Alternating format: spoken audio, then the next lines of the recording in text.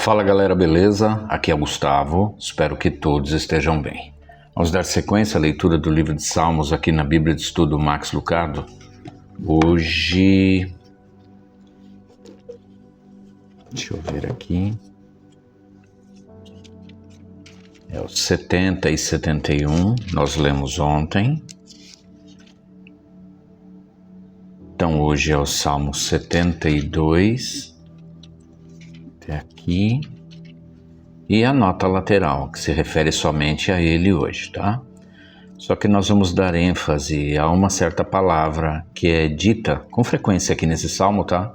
E a gente vai para o Manual da Bíblia de aplicação pessoal para entender mais com relação a essa palavra. Então vamos começar aqui, ó.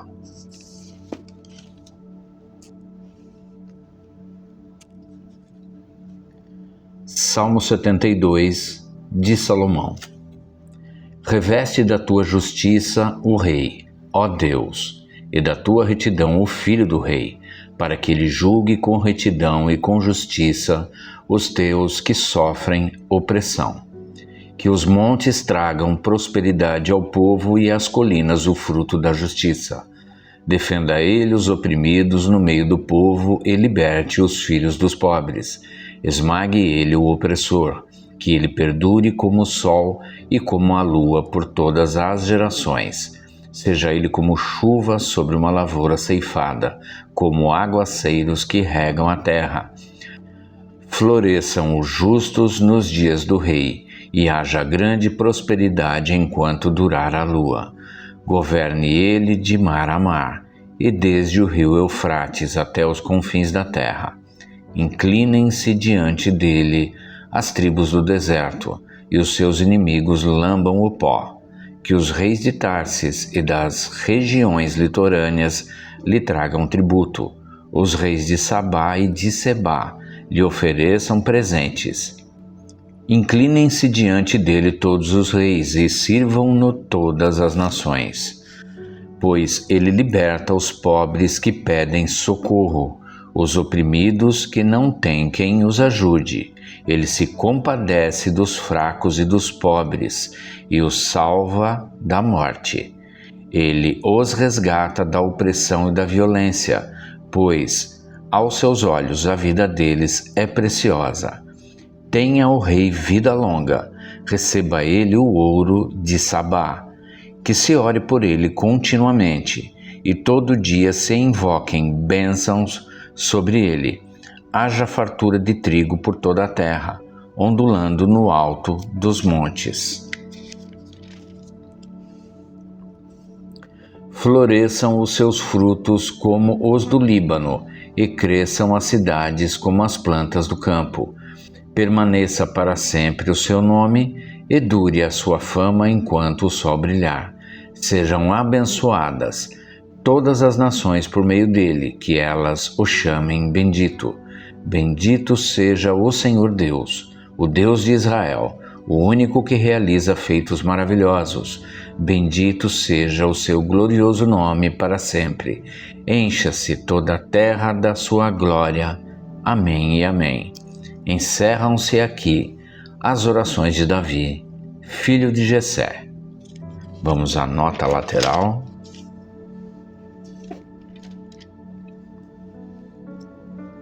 Lições para a vida.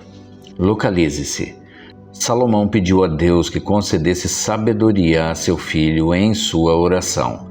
Ansiava pelo eterno e perfeito reino de Cristo. Observe. Salomão pediu a Deus que o rei julgasse corretamente e fosse bondoso. Os reis de Israel eram convocados a ajudar os pobres. Até mesmo Jesus, o Rei dos Reis, ministrou àqueles que estavam subjugados pela opressão e pela pobreza. Medite. É difícil olhar o sofrimento de frente. Não preferimos virar as costas, olhar em outra direção, fixar os olhos em sujeitos mais bonitos? Não é fácil olhar o sofrimento humano no olho. As bochechas empodeiradas do paquistanês refugiado, os olhos arregalados do órfão peruano, ou o emaranhado grisalho de barba do andarilho que Stanley e eu encontramos na Pensilvânia. Stanley Chip serviu como um pai à minha fé imatura.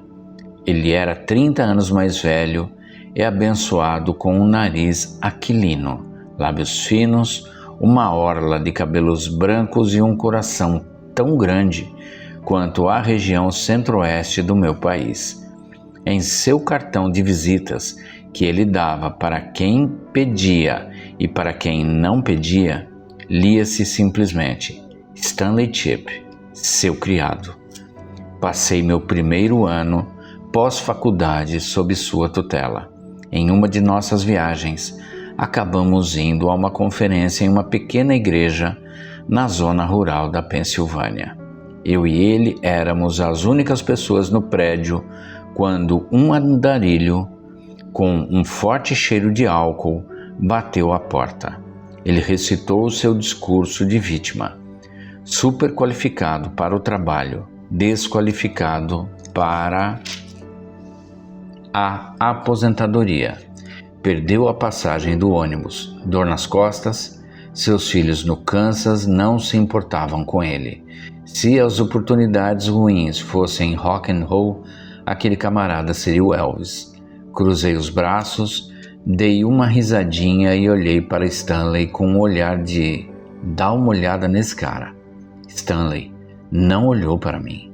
Ele dirigiu cada nervo óptico para o andarilho. Stanley não viu ninguém a não ser aquele sujeito. Quanto tempo faz que alguém olhou esse camarada nos olhos? Me lembro de ter pensado.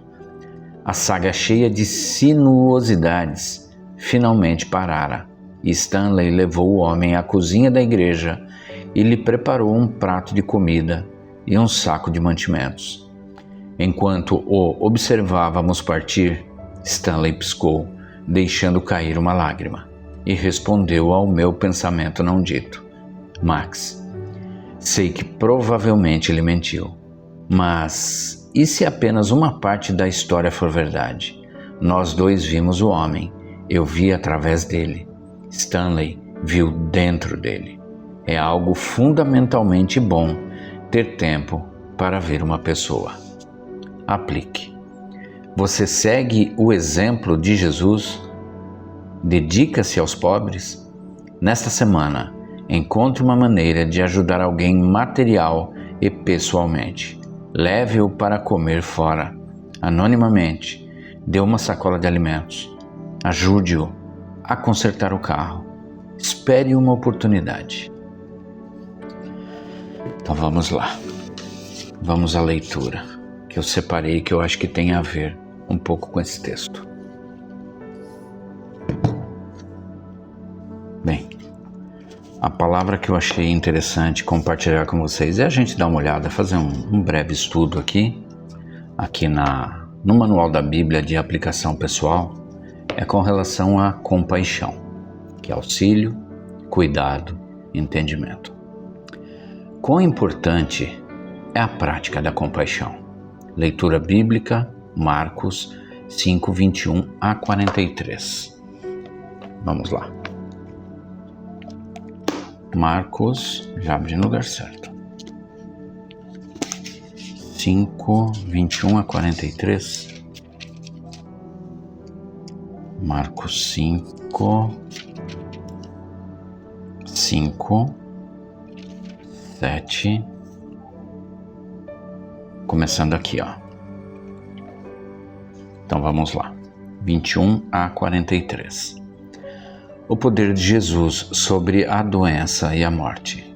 Tendo Jesus voltado de barco para outra margem, uma grande multidão se reuniu ao seu redor, enquanto ele estava à beira do mar.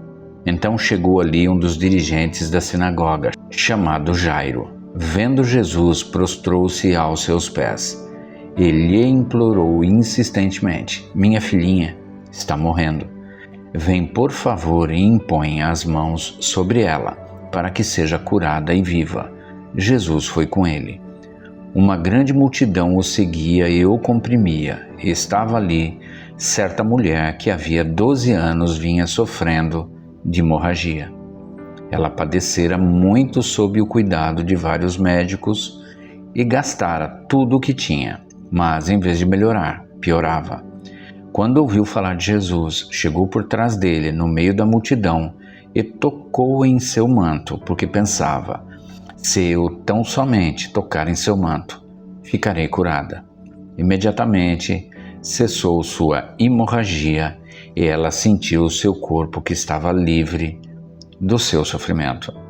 No mesmo instante, Jesus percebeu que dele havia saído poder. Virou-se para a multidão e perguntou: quem tocou em meu manto? Responderam os seus discípulos: vê a multidão aglomerada ao teu redor e ainda perguntas: quem tocou em mim?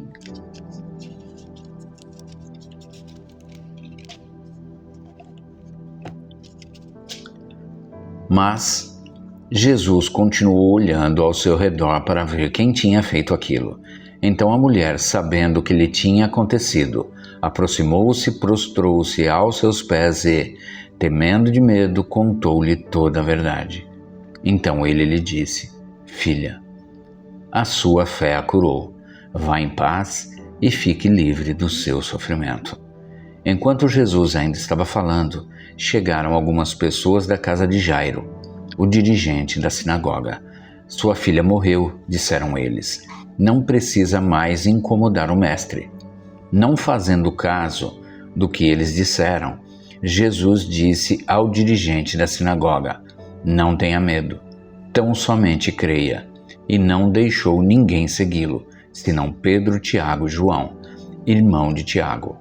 Quando chegaram à casa do dirigente da sinagoga, Jesus viu um alvoroço, com gente chorando e se lamentando em alta voz. Então entrou e lhes disse: por que todo este alvoroço e lamento? A criança não está morta, mas dorme. Mas todos começaram a rir de Jesus. Ele, porém, ordenou que eles saíssem. Tomou consigo o pai e a mãe da criança e os discípulos que estavam com ele, e entrou onde se encontrava a criança. Tomou-a pela mão e lhe disse: Talita cumi, que significa: menina, eu ordeno a você, levante-se. Imediatamente, a menina, que tinha 12 anos de idade, levantou-se e começou a andar. Isso os deixou atônitos. Ele deu ordens expressas para que não dissessem nada a ninguém e mandou que dessem a ela alguma coisa de comer. Até aqui.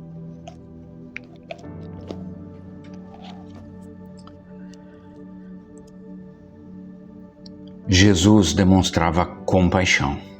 Jesus não somente demonstrava grande poder, ele também exibia uma tremenda compaixão. O poder de Jesus sobre a natureza, os espíritos malignos e a morte era motivado pela compaixão, por um homem possuído por demônios que vivia entre sepulturas, por uma mulher enferma e pela família de uma menina morta. Os rabinos da época consideravam essas pessoas impuras. A sociedade educada as evitava. Mas Jesus estendia a mão e ajudava qualquer pessoa em necessidade. E é isso, gente. Eu vou ficando por aqui, tá? Foi só pra gente fazer uma comparação. Uma palavra que eu achei interessante, tá? De compartilhar com vocês aqui no manual. Muito bom, realmente. Mostra uma cena de compaixão de Jesus. E na Bíblia de Estudo Max Lucado mostrou uma cena de compaixão do Stanley, amigo do Max Lucado.